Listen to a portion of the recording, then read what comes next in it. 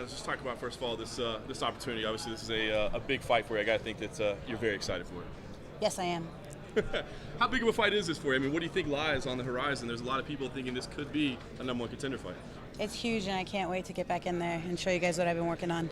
Obviously, in Australia, you're very outspoken. You're having a great time. We see a more sort of nervous Julianna here today. Tell us, how are you feeling right now? Obviously, it's a huge, one of the biggest cards of all time. Are you starting to feel a little bit of the pressure and the nerves? I'm not nervous. I like submission radio. So that's like so sad that you're calling me nervous. No, I'm not nervous. I'm ready to go. I'm anxious. Okay. Well, it's interesting because obviously, like I mentioned, UFC 200, one of the biggest cards of all time. I know you wanted Ronda Rousey. We spoke about that in Melbourne. But are you happy with Cat Zingano? Is she a matchup that you're happy with? I'm excited so much. I'm beyond words ecstatic about this matchup. I think it's a one train wreck and another train wreck coming on at a head-on collision. So it's going to be fireworks. If you thought 4th of July was great, wait till you watch my fight. What do you even anticipate out of her in this fight? It's been so long since she competed. She changed training camps. So it seems like a lot of different stuff for her. Are you expecting a similar fighter as we've seen so far, or maybe some new wrinkles? I don't know. You know, when you're coming off a loss, you come back a lot tougher. So we'll see what she brings to the table. I can't focus too much on what she does and what she's good at. I'm just going to focus on what I've been doing, and I think that my hard work and my dedication, my purpose and my why is bigger than hers, and that's what I'm going to show you guys on Saturday night. Obviously, Misha Tate's also in the card defending her title. A win over Cat Zingano. I mean, she's a very, very popular fighter. What do you think that does for you, and what do you think is next after that? Do you think you'd be likely to be in that talk of the next title shot?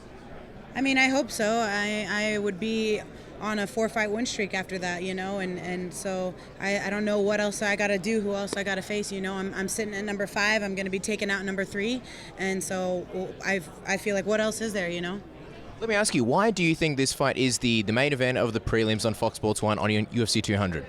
Sex sells, and you cannot deny that the UFC loves their girl fights. So I definitely think that we're girls, we're hot, we're great fighters, and we're going to put on a show. So I think that this fight could even headline a main event, Do you think it also speaks to how important this fight is? Because it is an important fight, and if it wasn't, say, UFC 200 with a stacked main card, this would probably be, a main event or a co-main event. Instead, they've chosen to, show you guys off in that main event of the prelims. I'm so excited to be fighting main event on Fox Sports 1 because I think that a lot more people are going to be able to watch my fight as opposed to paying the $60 that it takes for pay-per-view. If I'm not getting a cut of the pay-per-view sales, then I could give, I don't care about being on pay-per-view if I'm not getting a cut of those sales. So I think more people are going to be watching me on Fox Sports 1, and that's actually a blessing and an honor, and I'm actually delighted, and I want to thank Dana White and Lorenzo Fertitta and Sean Shelby for putting me in that spot to be showcased where more people are going to be watching me worldwide. What do you think you're going to do after your fight? Assuming you win, are you going to be anxious to sort of get backstage and watch the fight between Misha Tate and Amanda Nunes? Oh yeah, I'm going to be watching all those fights. Yeah, the card is stacked. It's huge.